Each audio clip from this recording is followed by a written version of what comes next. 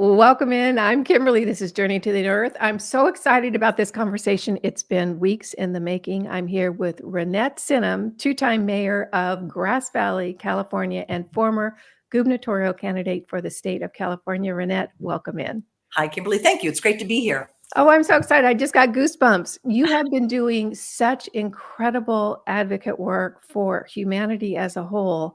I am so excited for this conversation. You have been a busy, busy bee. And if you're not following Reinette on Substack, go do it. It is such a good read and worth the time. Absolutely. I know, Reinette, right now you are working on lots of programs. One of them is Save the Skies, Right. which is a hot button for me in particular and should be on the front burner for everyone. Can you talk a little bit about that? And then we'll get into the work that you've been doing as a result of the kerfluffle that happened a few years ago. Right. So I am here in Northern California in the Sierra foothills, and Grass Valley's next door. I'm actually a little tiny town next to it called Nevada City. Nevada City. Thank you. And I know that. I was born and raised in the area. I just misspoke. I apologize. No problem. So raised in the area, I as a child used to sail in a Lake of the Pines in here in Nevada County, California, and have been used to the skies looking a certain way. And so I have been involved for many years in geoengineering and trying to figure out what's going on. But then back in 2008, I got involved in politics, local politics, became a city council member and a mayor, and had a 4-year term on, off, and then on again. And my whole objective for these 8 years when I was on the city council and mayor and so on was to create the world that I wanted right here. Like, if we're going to change the world, let's do it in our own backyard. So I've very much been a hands-on, in the trenches, believe about modeling the example, how to be modeling the solutions, going out there and actually showing them in the physical world, and also making a stand. I have a very impressive list of enemies, and because I'm not afraid, whether it's Pacific Gas and Electric or Verizon or owns, city legal counsel, I am willing to stand up against them. And so I'm loved and I'm hated. I'm loved and I'm hated. And that really blew up, of course, during COVID when I was mayor, when it struck. So I'm just going to fast forward, and then we can kind of maybe later on get into some of the details of politics and so on. But once COVID started to kind of cool down about a year ago, I went back to looking at the skies and realizing, of course, we're being more and more sprayed all the time. So we had a horrific winter over a year ago. We had 60 feet of snow just right up above the hill from me. Here we had like 6 feet of snow, and our trees had been just ponderosa trees, right? Designed for snow load. Beautiful mother oak trees snapped in half, ponderosas snapped in half, fallen over. It looked like a war zone. And the wildlife didn't survive. The wildlife really never came back from that, because the snow started in November and it didn't stop till May. So it started in November, ended in May. Most things did not survive it. So we had a big drop in wildlife population. People don't even talk about that. But during the snowstorm, where the snow was very moist, very wet, very heavy, I had a lot of women I know, mama bears, who I got to meet through COVID, and they went out there and they began to test the rainwater and the hail and so on. And of course, not surprised, we found extraordinarily high amounts of aluminum and strontium and barium and cobalt and lithium and, lead. The list goes on and on and on. Things that should not be in the rain. And so I decided to start Save Our Skies. And the objective was to create a multi-pronged approach to bring the perpetrators ultimately to justice. And I know the court systems, I know the political system, I know the legislative system. I go down to Sacramento many times and fight against stupid bills, try to slow them down. I've written ordinances here, like for, telecom ordinances and so on, 5G ordinances. And so I have a little bit of a handle on the playing field. And I realized that if we're going to tackle this, I would want to tackle reclaiming our skies through a multi-pronged approach. So one of the first things we did is I went out there and I got a really good legal team, and we began to look at the different avenues we could pursue, going out through the court system and finding not the biggest gigantic perpetrators. They're going to take a little bit more work, but really looking at the low-hanging fruit that's more accessible to us, where we can get the information through like public records requests. So we started looking at the cloud seeding. People don't realize that cloud seeding has been going on, especially from the Colorado Rockies all the way to the West Coast for decades, and it's increasing. And because it's been going on for so long, people just assume it's perfectly safe. And there's no agency, Kimberly, none, overseeing the cloud seeding. Now, you are required by federal law to register essentially and fill out a report on the National Oceanic and Atmospheric Administration and Department of Commerce. You have to fill out your annual report and then a quarterly report. And you just say, this is what we're going to do. This is what we're spraying, how many tens of thousands or hundreds of thousands of square miles. And we're going to be doing rainwater augmentation or creating cold weather or snow or hail or whatever.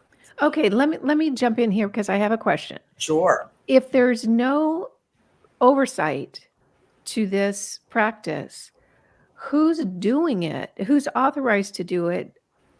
Who comes up with the idea, well, we need more rain, so we're going to do it? Well, for the most part, it is generally power companies like Pacific Gas and Electric, like Southern Edison, because they want to generate hydroelectricity. And they want to fill the reservoirs so they can create that hydroelectricity. Those are the biggest ones right there. Power companies and sometimes also water districts. They want more water. And they don't get a lot of rain. Like it might increase 5%, 10%, maybe 15%. But water is gold. And it's more water, it's more gold. And so there is like the California, what is it? The air CARB, it's called CARB. That's the Air Resource Board. They should be overseeing it. We're saying, hey, we're finding these rain samples and they've got tons of heavy metals. They're like, oh, sorry, but we don't test for that. Well, you should. We're seeing heavy metals in the rainwater. And there's no oversight. So it's just, they go out there, they hire at about $750 an hour to have people go out there before a storm comes in. And when you look at your flight radar, we're teaching people how to do that. You'll see there's these certain signature flight patterns over and over and over again, like a figure 8 before a storm comes in. And what they're trying to do is cloud seed so they get as much rain out of that storm as possible. And many times they'll do more cloud seeding at the end so they can extenuate that storm as well to get more rainwater. I actually saw a post on Twitter exactly about this topic and talking about the toxic ingredients in what they're spraying. Right. And this person says this is the highest paid pilot position anywhere. You don't get more flying Air Force One. No, it has to be. I guess it's like $750 an hour. And a lot of this it's through ratepayers and taxpayers. We're paying for it. And so basically for instance, with NOAA and the Department of Commerce, where you have to actually register what you're doing, fill out a form. It's like a one-page form. It looks like something you'd fill out in high school. And it's not requiring like a full-on environmental impact statement. It's just like, nah, we didn't need to do that. Yeah, we'll do this, we'll do that. But nobody ever oversees it. So we've done a public records request on a California-based cloud seeding company, actually an irrigation district who hires them, I should say. And we come to find out that there are certain requirements by the California Environmental Quality Act you're required to do. And when I submitted a very detailed public records request, like very good. And we got back just a little tiny bit. They barely responded to it. But they responded enough for us to see they were not abiding by CEQA at all. Because nobody's watching the hen house. Nobody ever calls them on it. And they say, oh, it's perfectly safe. We've been doing this for decades. Well, you've been doing it for decades. But just because you've been doing it doesn't mean it's been proven safe. Mm-hmm. So now they want to triple this kind of stuff. The California Energy Department wants to go out there and actually create more weather modification programs through cloud seeding to provide and create more energy through hydroelectricity. So now we've got enough information. I can do a couple more public records requests now as well, because we did not get the answers we wanted to. So we have to go to some other different partners to see what we can extrapolate from them. Then we've identified some NGOs in that area who we think would be interested in actually taking this to court. Okay. Now that's court. That's the judge. That's the legal system. I'm not a big fan of it, but we're taking that route. But in addition, there's other routes we're taking. So there's a court route. Then there's something called the notice of liability route. There's a gentleman by the name of Cal Washington from empowermovement.com. And they take what are called notices of liability. And they, for instance, have been doing this for many, many years on 5G, on smart meters, on vaccinations, and now on geoengineering. And what they do is they put certain elected officials, as well as agency heads or heads of corporations or heads of state, and they put them on notice. And this is basically removing ourselves from statutory law and putting ourselves back into constitutional law and taking our power back. Because what people don't realize, and I'm very much have to explain this, I'm very much a student to teacher, a student to teacher. I go back and forth and I go back and forth. So when I learn something, I will share it with you. So I'm learning as I go. And if I ever make a mistake, I apologize in advance, but I'm trying to give out the best information I can. So what I have learned is that the courts have been completely inverted. And in fact, most of them aren't even real courts or kangaroo courts. That's why we had that recent Supreme Court decision, Supreme Court Justice Gorsuch over the Chevron doctrine.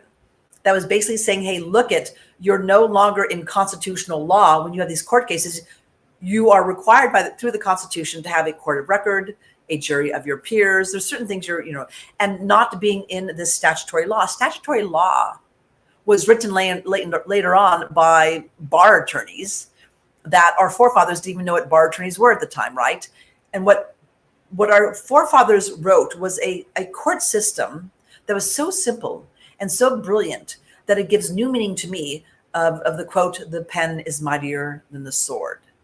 And what I've been finding out and learning is that our forefathers did not intend for us to have to go out there and spend millions of dollars and years generally for a court case and hiring bar attorneys and all of this stuff. Basically, they wrote the court system that is not necessarily in a building, a physical building, but it's through pen and paper. It's through putting your grievances on paper, through affidavit, through notices. And you say, okay, these are the facts. Prove to me they're not wrong. And what's happened is that the world of courts that we're in today, Kimberly, is that we have to go out there and prove that harm is being done to us. That's not how it works. You must prove that what you're doing is not causing harm to us. Okay. All right. So there's two issues that, when I think of what they're spraying, two issues come up for me. First, I've heard that there's accelerants. Yes. Which are really are instrumental in the extreme fires we're seeing on the West Coast now. Accelerants as well as aluminum and heavy metals that also burn at a higher heat. And I've also heard that it is toxic to humans. It's toxic to everything. Okay. There's nothing it's not toxic to. The biome in the soil, birds, insects, pollinators. Yeah. Honeybees now have Alzheimer's. Young people in their 20s and 30s have Alzheimer's. Alzheimer's is not an old person's disease, we've come to discover. It's an environmental issue. It's being exposed to environmental toxins, and then it swells the brain and inflammation and so on. So this is the most important issue out there. So I have to talk about the border issue. That's important too. But my point is there's nothing or nobody or anything whatsoever that is not being impacted by these heavy metals. Right. So do they actually... okay, this is where I come to. If I'm not going to go down the conspiracy theory road, which I really, really want to with all this information, I mean, it just begs that journey. Right. If we don't go down that road, then how could there possibly be a reasonable explanation to expose the environment and humans to this toxicity in order to just generate electricity or what? Well, okay, so you have a couple different things. Well, it's all about the bottom line, right? It's about the bottom line. And I don't think people really think ahead to their children or grandchildren any longer. But let's set aside any conspiratorial stories right now. For a fact, this is what we know, is that back when Clinton signed the NAFTA agreement, at that point in time, we basically exported all of our manufacturing. So there's a twofold problem here. We exported all of our manufacturing to China, and we send our raw goods over there, it's shipped over there, and they ship us back the cheap goods. Well, unfortunately, those gigantic cargo ships, which are the size of small floating cities, have these huge smokestacks that are billowing out what's called bunker fuel. And bunker fuel is the nastiest, dirtiest diesel out there. That is absolutely full of soot and heavy metals, horrifically so.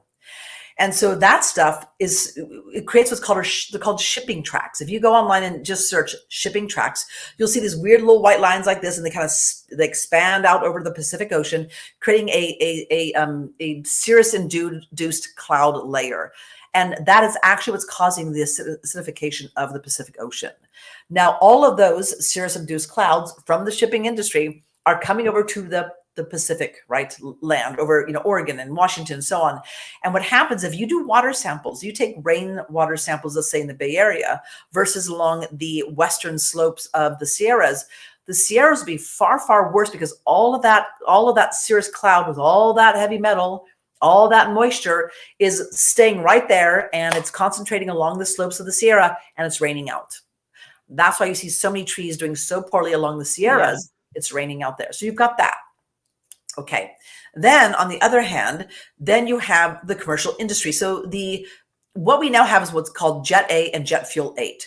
The fuel has changed over the years, and it was back in, I think, 96, 97, they started changing the jet fuel.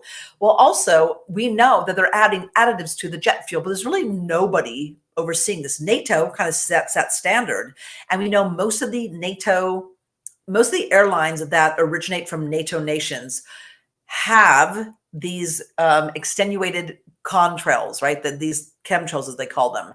What we know is there are two different things that be going on here. One is that they do not refine the fuel enough in the refinery. So there's this nanoparticulate matter within the fuel. And that nanoparticulate matter has this graphene lamina around it. And inside of it is the soot and the heavy metals as well. All that is there. But it's really hard for us to test. We need something called a spectrometer. It's a special laboratory that's either in the universities or the military. We don't have access to it here in the civilian world, essentially. We could test for that nanoparticulate matter through that spectrometer. So we've got that. Now, the problem is that you think, well, it's nanoparticulate matter. What's the big deal? It's like, well, okay, because we have about 39 million commercial air flights a year. That does not include military flights. We burn 15 million barrels of jet fuel per day, right? And we actually, the average 747 emits 100 quadrillion particulate matter per second when they're flying over our heads. Day in, day out, day in, day out. Now, some people will look up in the sky and they go, oh my gosh, they're spraying us today. Well, they might be spraying you. There are clandestine programs. We know this for a fact. The military and NASA, the DOD, they're all doing these things. So we know that. But usually what you're seeing are the commercial aircrafts, right, from that industry. Some days you see them. Sometimes you don't. Sometimes it starts at 10 and it ends at 2 or whatever, right? So on my journey, my learning curve journey, we have had several different people come along, and I've got this really great team, and we're all learning, and we all have our special skills and understandings. We bring them together, and we duke it out every now and then, and we question, and we push back and so on. But there's a gentleman by the name of Jeff Ray who came along, and he's a meteorologist, and he was involved with the Navy, and his job was to be on those boats, those huge, naval boats, the ships. And his job was to actually read the atmosphere to identify when and where jets could fly and leave those aircraft carriers at a certain altitude. When they came back, there was not this extended contrail behind them, leading them back to the cargo ship. And how you do that is every 12 hours around the world. I did not know this until I got into this last year and a half. I thought that we were reading the troposphere, which is most of the commercial aircraft are in the troposphere. That's up to like 39,000 feet. And then the stratosphere. I thought that was all read by satellites. That's not the case. Every 12 hours, people around these weathermen around the world and women around the world, they put out what's called a radiosonde. They have a weather balloon, this little device. They let it go, and it goes up there, and it reads the barometric pressure. It reads the particulate matter. It reads the temperature. It reads the moisture. And if all those are just right, then you see those extended contrails. But whether you see those extended contrails or not, every single day you're being sprayed, whether you see the trails or not, every day. And the closer you are to a metropolitan area with a large airport, you're really getting sprayed. Wow. So no conspiracy whatsoever. No conspiracy. That's just a fact. Now people say, well, what in the world can we possibly do? Well, one is, I did write a piece of legislation. It's through the third version right now. Has lots of teeth, really gets into details. And one of the things we can do is actually have a random testing of the actual fuel before it goes into the planes. Now, the jet fuel is not delivered via truck. It's actually delivered through pipelines from refineries. And so what we need to do is refine the fuel enough where that nanoparticulate matter is eradicated altogether. ensure the additives that are added to the jet fuel are not added to the jet fuel, that are the heavy metals and so on, aluminum and so on. And then actually test, every now and then too, like every single day, to make sure that that stuff has been removed. That's the best thing. Now, the cargo ships, a little more difficult. Ultimately, the best thing would be for us to stop buying products from China. Really, really, Yeah, that would be a good idea. right, really great, right? Really hard to do. I believe that's going to be happening anyway. The geopolitical tensions going on, we're going to have shipping disruptions and so on. Now, if we do get, let's say, for instance, Trump and this unity party in, they understand the importance of bringing manufacturing back to America, to rebuild that middle class, to give people good, livable wages and so on. And for me, what I've been saying to folks, like, look at it, always because of that NAFTA agreement, we ship our raw goods out, we get our products back. You don't know the quality, you don't know what's really in them, even especially the prescription meds and so on. Bring the manufacturing back. And what that does is it actually reduces the need for those cargo ships shipping the raw goods and shipping the products back. That's the best thing. The other thing is that I know people don't like manufacturing industries and so on and factories in America. I understand that.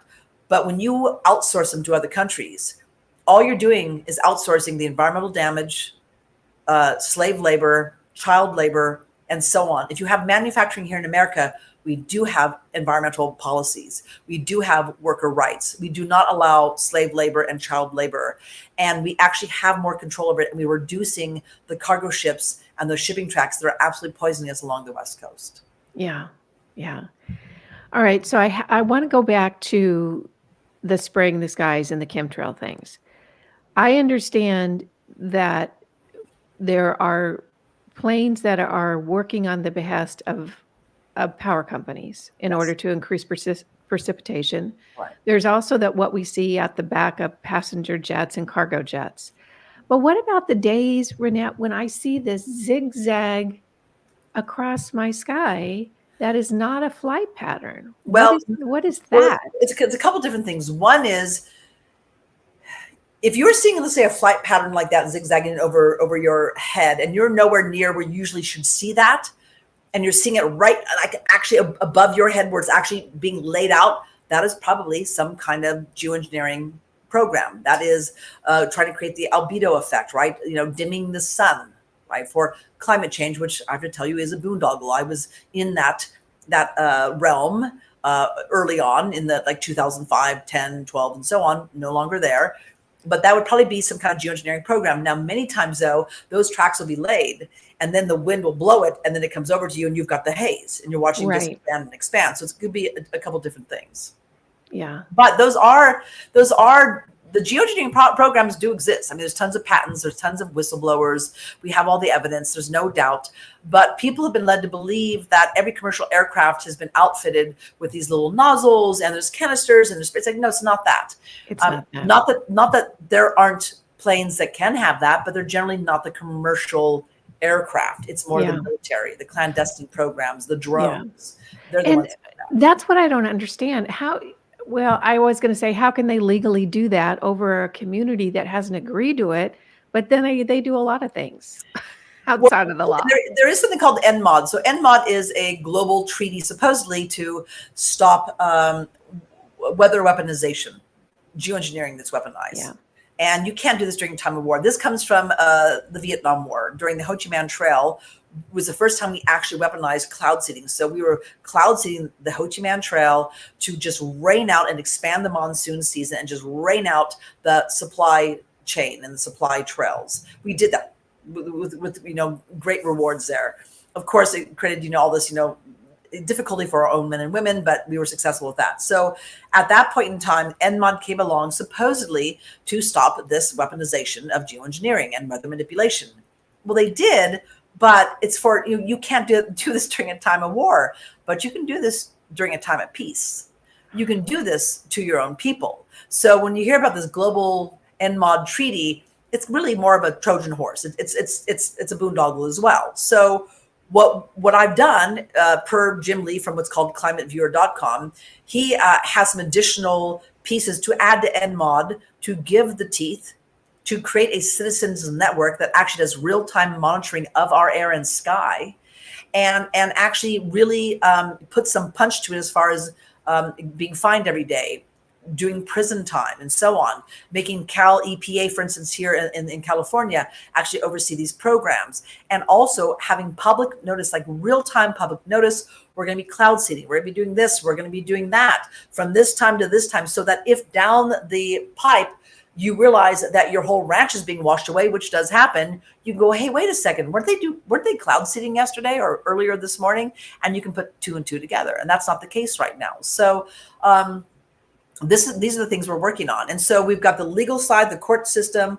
We've got the notice of liability system as well. And the notice is to put these entities, these everything from organizations to universities to companies on notice. And so the other thing with the notice of liability is we started a campaign where we're going out doing a massive outreach until the second week of October. And we want a whole bunch of people to sign up on the inpowermovement.com. There's a special link there, which I will give to you.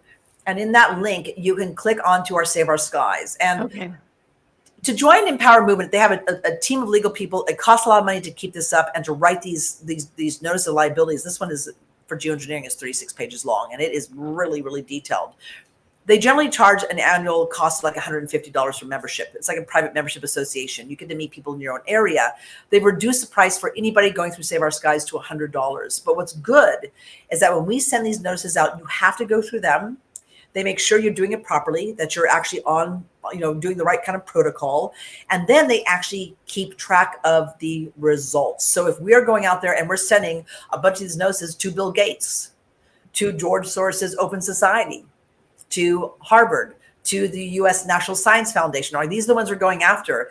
Then if we see these people stepping down, which many times when they get their notices, they quietly resign. They won't say why.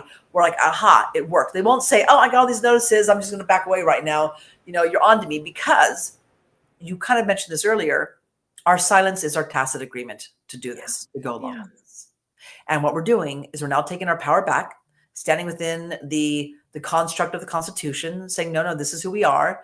We're not working in your statutory law. That's law written for you guys to serve you, the bar attorneys.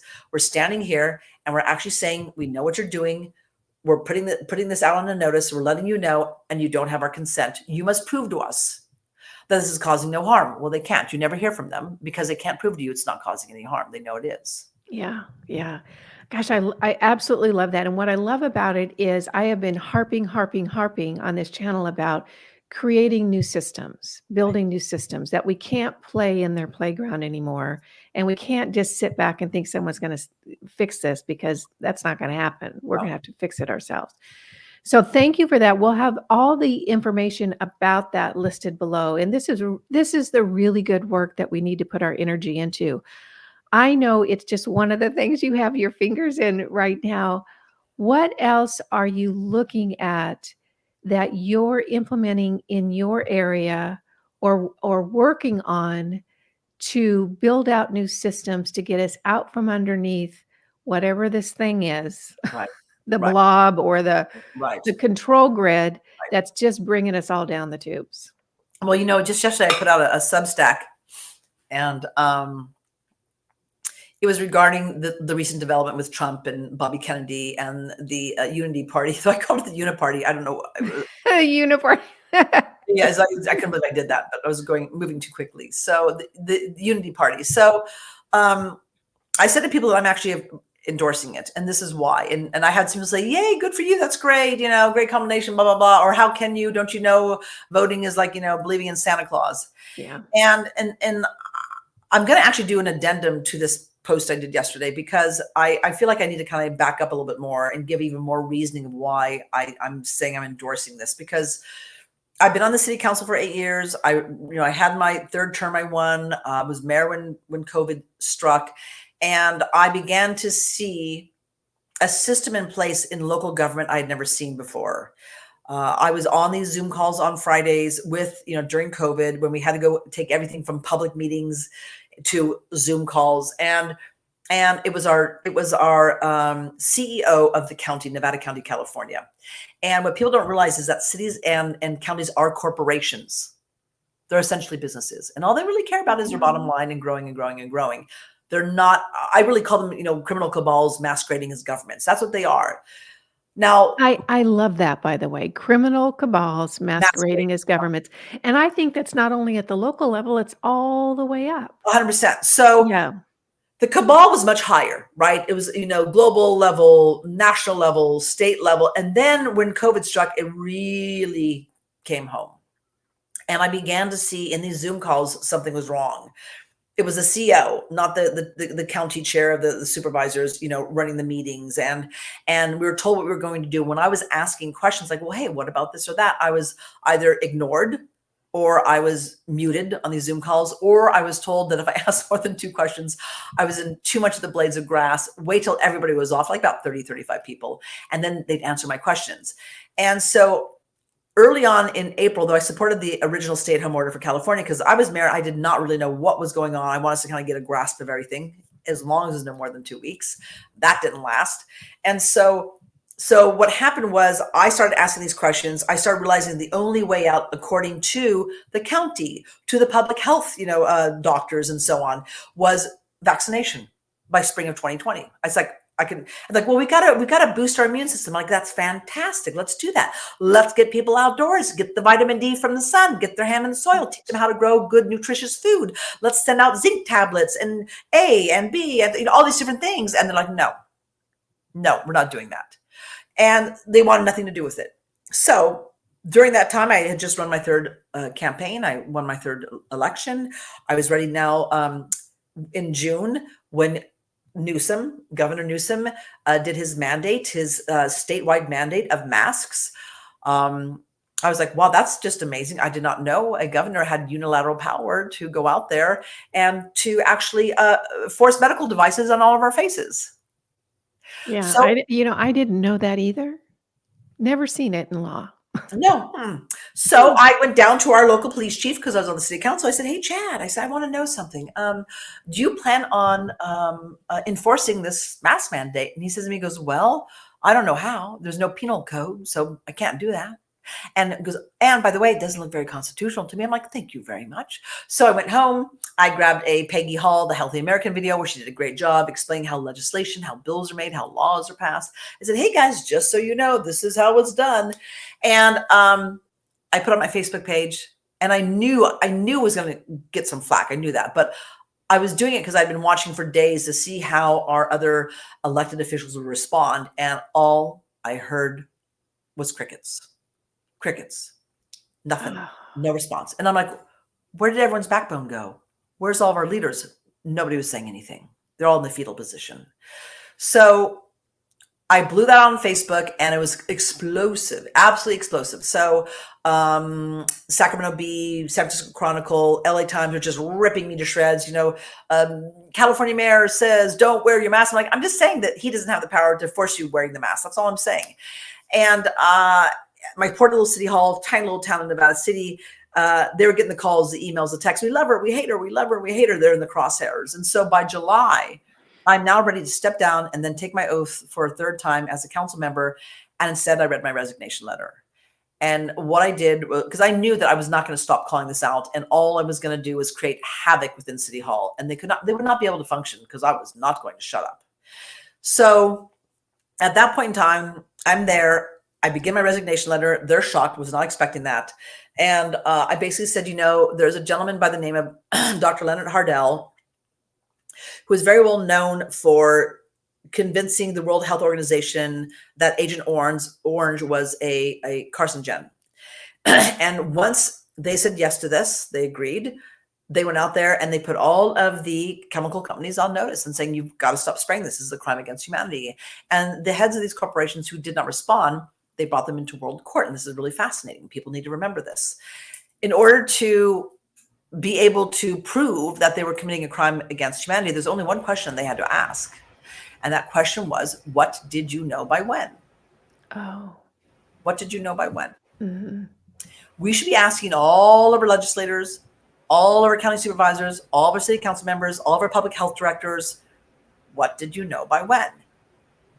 They all got information, for instance, on COVID well in advance. People coming to the public comments over and over and over, getting them all the information, saying you've got other options. You've got a what do you call it? Hydroxychloroquine. Oh, thank you. And ivermectin. You've got this. You've got that. High doses of vitamin C. There's all these different things you can do to actually deal with COVID. All completely ignored. Just going out for a walk in the sunlight. All that.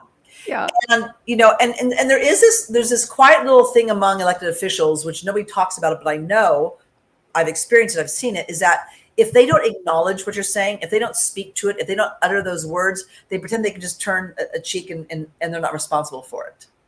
And basically, your ignorance is not an excuse, especially as an elected official. So right now we have tons and tons of people across the state of California and around the United States who have committed crimes against humanity.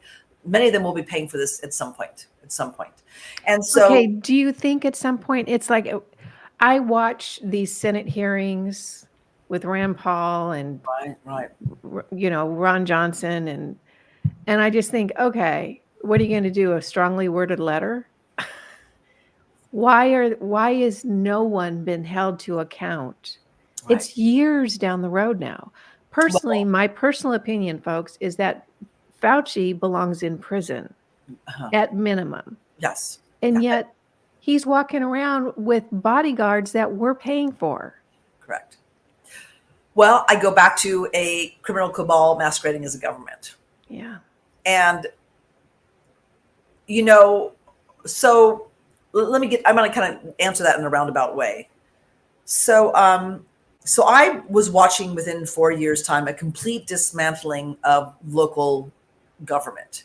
And it just shifted really fast and went inverted. And our elected officials would no longer listen to us. And in California, that November before, a bill was passed giving unilateral power to all public health directors. So basically, their power supersedes the mayor, the county chair, the CEO, everybody, right? They can just say schools, this, that, close down, nothing. Wait a minute. Say a year before COVID? Yep. The laws were changed? A few months. Okay. Now, doesn't that... Yeah. That should tell you something. That probably happened in state after state after state, right? So you're giving this individual who's hired by states, from county staff. They're hired by county staff. They're not elected. They're not appointed, and they have more power than God. And that was at the time when it was happening. It's like, what's going on? No big deal. But then when you look back, you realize what had happened. It was a setup. It was a setup at the net. So if anyone thinks that this wasn't planned, right there is a piece of information that really puts that position into doubt. Exactly. So at that point in time, I could clearly see that those tentacles of the World Economic Forum, of United Nations, of the of the Soros Open Society, that had really come down. The tentacles were now on us at a micro level. Yeah. And when people would talk to me about voting, hey, why should I vote? Why the elections are rigged? I'm not disagreeing with you. I actually ended up running for California governor in 2022, and I saw the rigging. I experienced the censorship next level firsthand. I know, but I'd always said to people, but you have to understand that the closer those votes come to your locale, the more important they are. So yeah, federal, maybe not, it's easy to rig. State, not so great. But then you're talking county, you're talking city, ordinances and ballot initiatives. You actually have more say, more power.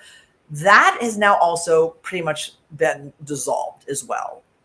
I've seen it firsthand. Are there good people in local politics? You better believe it. Are there good people in agencies? You better believe it. But they're fighting an uphill battle.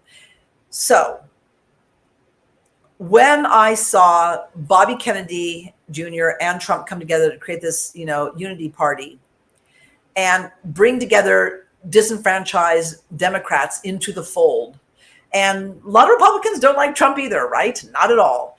I was like, holy cow, this is really something wonderful. Because when I ran for governor, I ran with no party affiliation, because we know there's just two different wings of the same bird.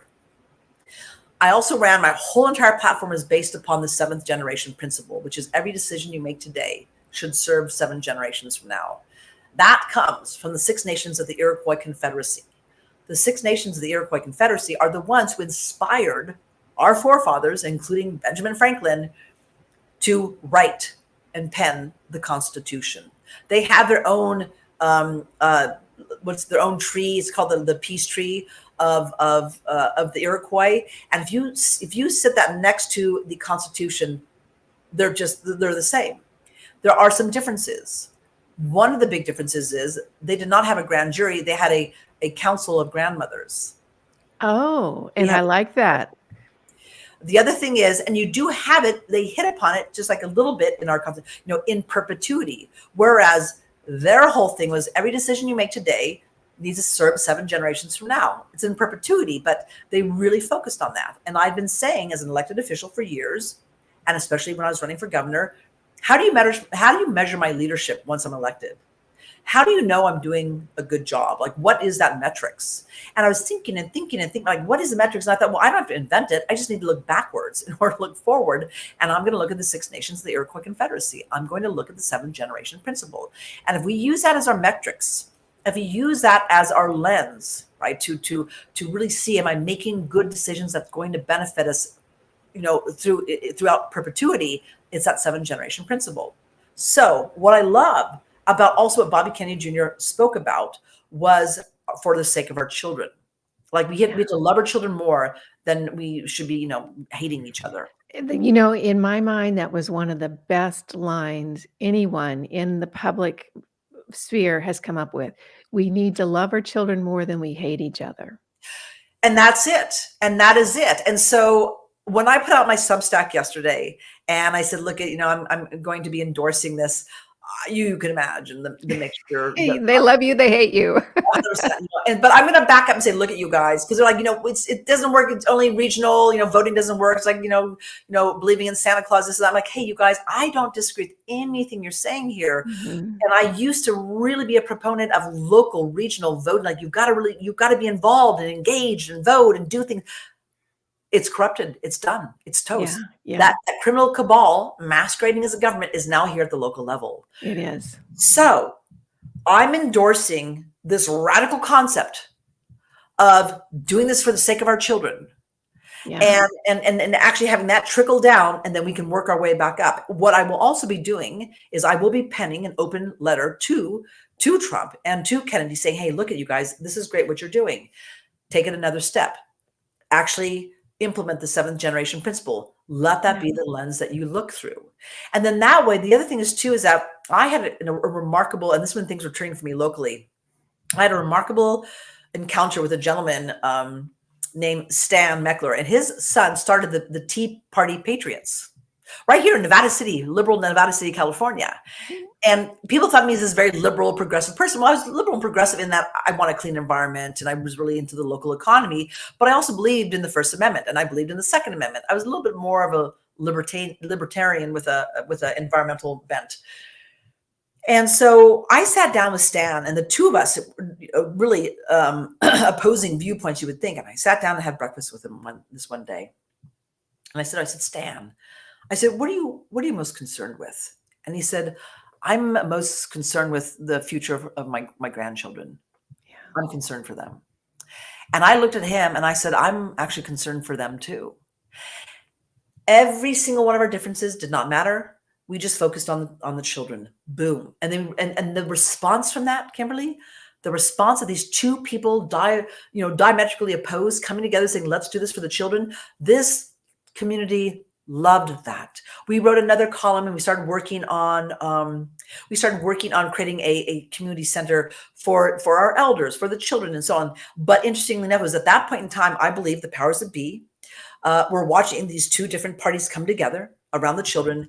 And that's when I began to see, actually on a very local micro level, I began to see this program of character assassination against me for over a decade. Yeah. They're like, no, we can't, you guys can't come together. That's not happening. And I just watched just these people roll in here and control the dialogue and control the Facebook groups and control the comments and cutting me out so I couldn't even defend myself. And it was next level, Kimberly, next level. And that's all they could do. They couldn't steal things. They couldn't take things from me. They couldn't sue me. I make sure not to own anything. So you can't threaten me with lawsuits. What I had was my reputation, and they started just nipping away at that and chipping away at that. And because that was a powerful, powerful, powerful, position to be in. And that is what Trump and Bobby Kennedy are doing right now. Bobby Yeah. Kennedy Jr. And so I applaud them. And so I'm going to write an open letter and say, okay, this is great. Now let's take it next level. So, and when I ran for governor, and I do challenge Kamala Harris, I had a 30-page contract with Californians that laid out everything, rebuilding our topsoil, ensuring legacy farms, bring back common sense education, all these different things, right? Creating community through community gardens and farm to tables and this and that, and helping the homeless through giving them a sense of purpose. You cannot rise out of your homelessness unless you have a sense of purpose. We never talk about that. These are all the things that we could do. And I lay that forward. So not that there was in concrete, it was not, it was unchangeable. It was a living document. I was always adding to it because I believe in the collective genius. I have an idea. It's a good idea. But the more we can bring in and draw on the other brilliance, the higher and higher that idea will rise. And so this was basically just a skeleton. So you could also get a sense, in essence, of who I am and who I would be as a leader. Where's Kamala? Where's Kamala? And so I don't see her policies. So well, here's a housing policy. I'm like, well, that's great. Okay, that's one. But in the meantime, you had one job in 4 years, one job, and that was to protect our border. Well, I actually think she did her job well because her job was to keep that border open. Destroy us from the inside out. She's a traitor. She's as treasonous as Fauci is. Yeah. And so I say to people, look, you may not like Bobby, you may not like Trump, but I have to tell you right now, we were better off with Trump for 4 years. And I was one of those people wearing a pussy hat in 2020 originally. I was too.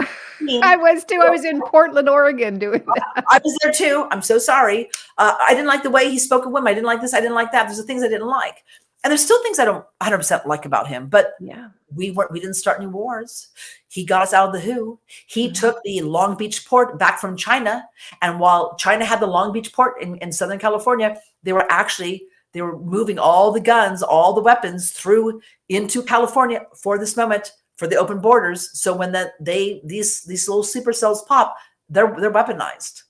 He took that back. He actually was doing something with the trafficked children. He was doing something with the border. He actually did reduce the price of gas, of fuel, of costs of living. He did all these things.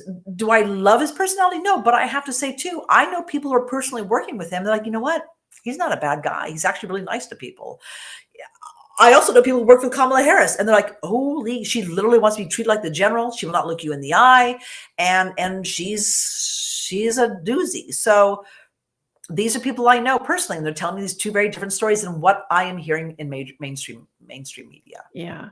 And I think that, what we are facing in November is a choice to pick a party that more closely aligns with where you would like the country to go. But that doesn't mean that that person is going to save us. We all have to do our part too. And I think that that's where, as a country, we maybe went in the wrong direction to decide, oh, I'm not going to deal with government. They'll take care of it. They'll save us. I don't have to do anything. And boy, look where we are now. Right. That's, and in fact, if you read through the comments of my Substack from yesterday, I'm just firing back. They're like, oh, voting doesn't matter. Okay, I'm not disagreeing with you. What are we going to do? What are we going to do? Are you going to remain an armchair, warrior? Because let me tell you, I've been in the battlefield. I've gone out there. I was at Occupy. I was at Standing Rock. I've been down to Sacramento. I continued to lobby. I ran for governor. I've been city council. I mean, I'm out there. I was creating the world I wanted in my own community. And all I can say is, if you intend on being an armchair warrior and go no further than your refrigerator and back again, that is not going to work. So while you're telling all of us that voting is not working, I understand. But what are you going to do about it? Right. And because we are at a precipice unlike ever before, and I'm telling people it's popping off. And if you don't think it's popping off with the border, all you need to do is do a Google search on Aurora, Colorado, to see the Venezuelan prison gangs have taken over apartments and are now terrorizing all of Aurora. They're doing the same thing in Southern California. They're coming in, they're creating a stronghold. City council's not doing anything. There's no SWAT teams. There's no sheriff. They had them for Ruby Ridge. They had them for Waco, but not for these Venezuelan prison gangs. And they are literally going out there and they are terrorizing local communities. And if you don't know about it, that's just because you're in a different geography. But that is the stuff that is happening now. I know.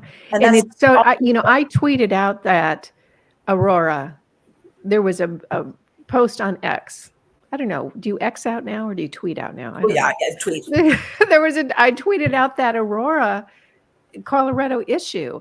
Another person, if you really want to get the hard cold facts of what's happening at the border, follow Michael Yon. He's brilliant. Michael Yon. Michael like Michael, Yon, Y-O-N. I think it's call sign honey, at call sign honey on X. He is brilliant and he has been screaming about this for months now. He went down to Gary and Dap. He's seen the whole entire United Nations Open Society route up here. Venezuelan crime, violent crime is reduced 30% because they're shipped. They're here now, right? They're in Aurora, Colorado, and other places. And they've done this in Europe. You go to UK now. London is gone. Paris is gone. Sweden is gone. They're gone. They've fallen. They're done. And you have little towns in Ireland and the UK where a village of 200 and they're bringing 270 migrants in, and they're not there to start a new life and to just kind of weave their way into the UK world. They're there to take over. And what they do is they actually then run for city councils and they bring in Sharia law. Now they have UK police, London police, who are surrounding the imams on the London Bridge every morning and evening when they're doing their prayers. And so they've been taken over. And these are all proxy wars. This is death by 1,000 cuts. And so they've allowed and continue to allow these floodgates open in UK, and UK and Europe have essentially fallen because of this. We are on the brink. They're just a year or two ahead of us, but we're just now seeing that pop. And I know this scares people, but I'm not trying to scare people. I'm trying to prepare people. And so people say, what do you do? I can tell you what to do. For instance, here in California, Newsom has yet to sign. It's made it through mostly the legislative body. We have what's called AB 1840. And this is going to allow non-legal migrants in California with no down payment, 0% interest unless you want to sell the house someday, basically be given a place to live. The house is yours. And if you want to sell it someday, okay, you can, but then you have to pay 20% interest, but why ever sell it if you just keep it, right? I've been wondering, Kimberly, for years and years why it is there's all these new housing developments and apartment complexes that have been built. Nobody ever moves into them. And now I know why. They're going to be moving in the migrants, because why? You bring them in, you're going to foster hatred and resentment from the surrounding people. You give them everything. We're giving them everything. What the veterans aren't getting, the homeless aren't getting, the hardworking parents aren't getting. They get everything, including a house to live. And then what they're doing is they're going out there, and they are, by design, going out and terrorizing surrounding areas. By design. By design. Mm-hmm. And can I blame them? No. Why are they here? Mostly because the U.S. and the CIA went into their nation and over a course of decades destroyed their economies, created coups, placed dictators into their presidencies, right? Raped the resources, outsourced them, destroyed economies, destroyed village, all this stuff. And guess what? They're now coming home to roost here in America, and they're ticked off and they want us gone. And we have global cabal leaders who are doing this because if America falls, so falls the rest of the world. Mm-hmm. Yeah. So you just set up the perfect question for me, for you, and you're the perfect person to answer this. I spent the weekend with Catherine Austin Fitts. I'm sure that you're familiar with her. Love her. The level of corruption, and I talked about it on my channel last night, the level of corruption that she outlined in the conversation, it took me hours to just even be able to wrap my mind around it. Yeah. And her point was the only way out of this is at the local level. Okay, so let's talk about the local level in a different context.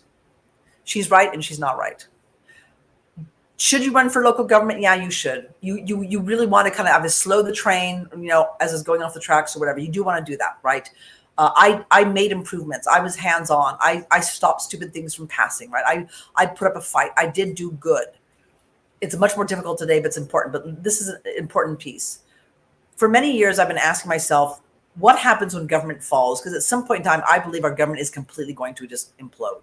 Yeah. because they're going to pull out the economic rug from under our feet and this and that. They're going to try to put the CBDs, blah, blah, blah. I mean, all these mechanisms are going to come in. So if and when that happens, or let's say when the power grid goes down or banking goes down or whatever, how do we adjust? How do we adapt like that?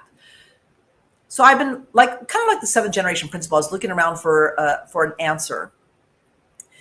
And a few years ago, actually about 4 years ago, I think around when COVID struck, I saw something about starlings. They're the birds that create those incredible murmurations, those clouds that you see kind of fly around. And what happens is that when a predator is flying in like a hawk, all the starlings will pull together and they'll just go like this, like a cloud of this extraordinary formation. And you're like, how do they do that? Like, how do they get in the memo? Go left, go right. I mean, how are they doing this, right? And then researchers started to look into it. And what they realized is they can have up to 10,000 starlings, 10,000 birds in one of those murmurations, one of those big cloud formations. And so what's fascinating is that they realize that how they are able to adapt on a dime like that is each starling just looks around at the 5 respective starlings around it, and all it does is adjust to those 5 starlings around it. Think about doing that as a neighborhood. Think about doing that as a school system. Think about doing that as cities and towns or watersheds. So think about becoming so attuned to the other 5 starlings around you that when they move, when something happens, you do the same. And then they do the same thing. And then they do the same thing. And then they do the same thing. And you are this murmuration. And that is something we're going to have to do probably at some point. I hope we don't. I hope the grid doesn't go down. I hope the communications doesn't go down. I hope all this. But if it does, we have to think on our feet, how do we adjust ourselves accordingly? And that to me is where we're going to make the biggest strides. But many of the things that we're facing right now that are so daunting are the CBDs, right? The central bank digital currencies, the border being wide open to tons of terrorists, CCP, gangs, Middle Eastern terrorists who are on our There's one thing I want to point out with that. I saw a video of a woman screaming in an airport at someone that those poor immigrants coming over the border were women and children and families who were just desperately seeking another life, a better life. That's not who's coming over the border. Who's coming over the border is military age. There are some women and a lot of children and a lot of women are being trafficked. It's pretty ugly. It's really dark and ugly. We're talking hundreds of thousands. So yeah, you do have a few, but that's not the majority. Just like Europe and the UK, it is military aged med. They come in, they get picked up immediately, they're souped away, and then they disappear. Where are they going? Where are they going? Where are they? Are they being prepared? Are they being funded? Are they being trained? Where are they? It takes very, very little to create chaos. And we're seeing the chaos. And there is no code of conduct any longer in America. There is no more ethical standards of behavior and so on, or respect. It's gone. And that has been the communistic agenda for decades, for generations. And we're seeing that now. And so you have these people who are disappearing, but they're starting to pop up. And we're seeing what's happening in Europe. We're seeing what's happening in Aurora. We're seeing what's Southern California. I know for a fact we have next to Nevada County, California, Placer County, and they're having a huge uptick in robberies, and they're being quiet because these are gang members and these are migrants from Sacramento who are marauding their way into these surrounding areas, and they're popping off, and they don't want to scare. They don't want to frighten anybody. Yeah, they don't want to be found out. How about just informing us instead, so we can do something about it? Mm-hmm. So one of the things you can do, like with AB 1840, when I found out that this is what they're intending on doing, and I think Newsom will probably sign it because Newsom is a CCP foot soldier, I have already gone out and started speaking to real estate agents I know, to lenders and so on, reaching out to county supervisors who, we have one that will listen to us, law enforcement, saying, hey, look at guys, you're going to have to keep your head open and your eyes open for this actually happening. And my friend said, well, how do I know? I said, by the way, these apartments that are owned, that are going to be filled with migrants, are owned by BlackRock and State Street and Vanguard. They're part of the proxy war, destroying us from the inside out. And so she said, well, how do I know if it's State Street? I mean, or Vanguard. I said, well, you've got to look at their finances. You have to look at who their biggest investors are to find out it's them. And most of these lenders, most of these housing, rental, somewhere back there, they are owned by these companies. And you've got to be aware of this. And we got to call it out. We've got to get ahead of it and cut it off at the pass, essentially. Because what's happening in the UK and Europe is once these individuals get a hold of a street, right, they go through literally with sabers, with knives, with machetes, and they're cutting up people. They're terrorizing people, and nobody wants to return to the streets, and they own the streets, and they got control. And then they go to the next block, and then they go to the next block, and they go to the next block. And that's what they're doing. Yeah. And it is absolutely frightful. But let me tell you, 2 weeks ago this evening, I was in downtown Nevada City on what's called Commercial Street, historic little town, 3,100 people. And on this little commercial street, I spent thousands of hours on the street because I used to put farm to tables there. There was a parklet I used to take care of. I had an organic taco restaurant there, Mexican restaurant there. So I've spent thousands of hours on this street. And it was 2 weeks ago, I began to see the migrants arrive and suss out this town. And I was not alone. I was with a former military Swedish gentleman who now works as a medical person here in this county. And he knows how to assess people, mental, emotional, criminal, insanity, all these, right? And we were both observing this going, oh no, they're here. They were here. They were sussing out this. I've never seen anything like this. They were sussing out the community. I was watching them for several days, and then they disappeared.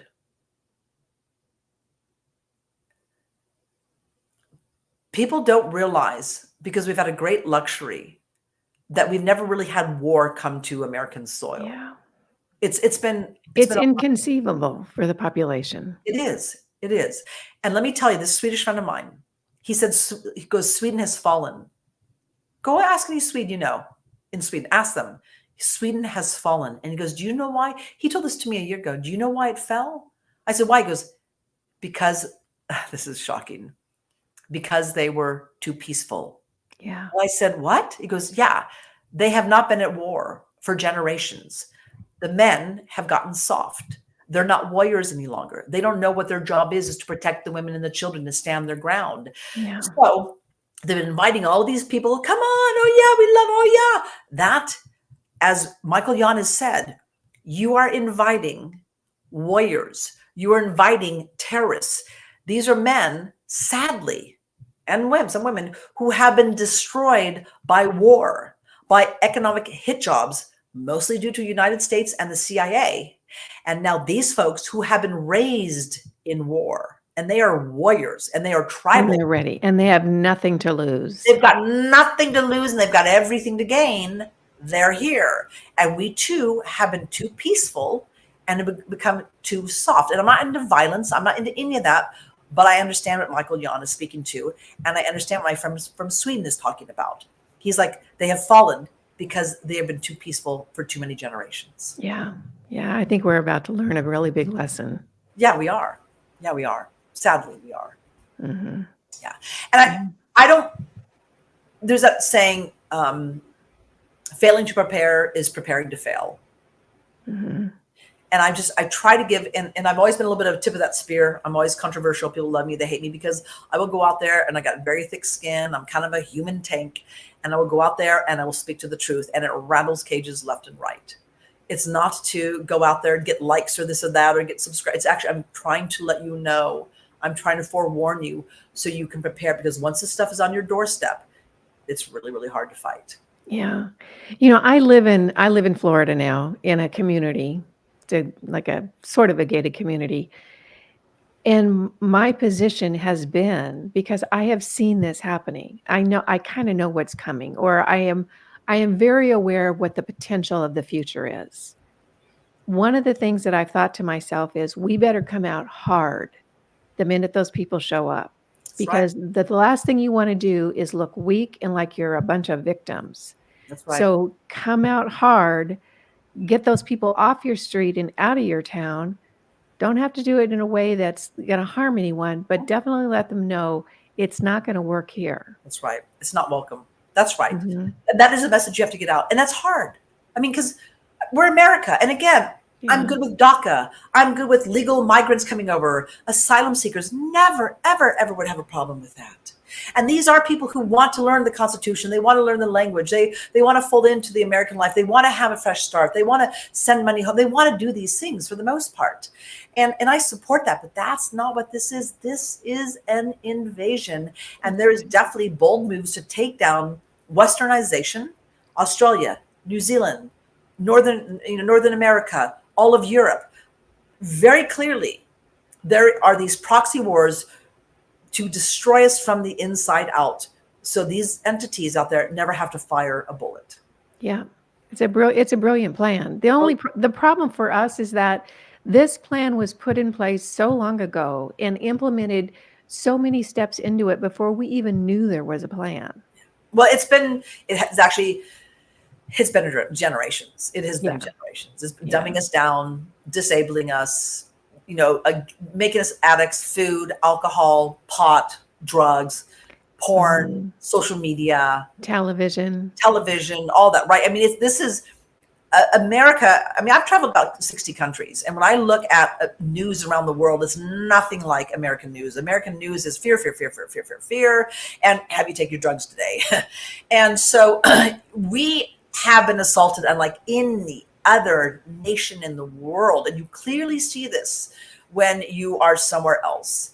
And so it's a form of psychological warfare. And the sooner we can wake up to it, the sooner that we can get out of its clasp. Yeah. And that's such a good point. Waking up is important, but then really preparing yourself. If you're awake and aware, prepare yourself. What are you going to need if things do go south? And the interesting thing about this plan is that there's so many ways that it could be implemented. The grid could go down. The forces that are coming across the border, and they are forces, this is an invasion, they can be put into action. We don't know if there's weapon stores that they're going to have access to once, I was told there are. Yeah. And that would not surprise me in the least, because the whole point and purpose is to replace the populations of the countries of the world with people who will do the bidding of whoever the controllers are. Right. And that's or just create chaos. I mean, these forces like the chaos. Chaos is where they can keep the control. And in America, we've been educated enough to know how to go out there and do referendums or push legislation or lobby or stand our ground, push back, sue, right? Class action lawsuits. We know those mechanisms. Not that there aren't people around the world who know how to do that, but the people they're bringing in here are not those people. These are people who are from war-torn, chaotic regions, again, by our design. And that is what we're going to be experiencing. And so I don't lose sleep easily. I sleep pretty well, but this border situation, I do lose sleep over. Yeah. We've seen it. We're seeing it happening in Great Britain right now. Ireland, I hear, is in dire straits. That's definitely what Michael Yon is saying. And I want you to speak to this because you've done probably more intricate research into this. What I see them pushing for, and when I say them, I'm talking about the controllers, and you can call them anything, the deep state, the Illuminati, the naughty boys, whatever you want to call them. They're pushing for civil war, because if they can get us to react in a violent way, then it's all, everything's up in the air.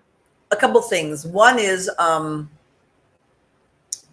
best thing that we could do when Catherine Austin Fitts talks about the local level is to pass out shovels and hoes and start growing gardens together, right? Okay, you're here, fantastic.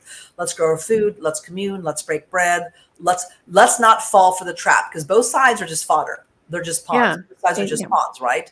And so the objective, though, is to create so much chaos that it forces us. We have to have the drones. We have to have the biometric, cameras.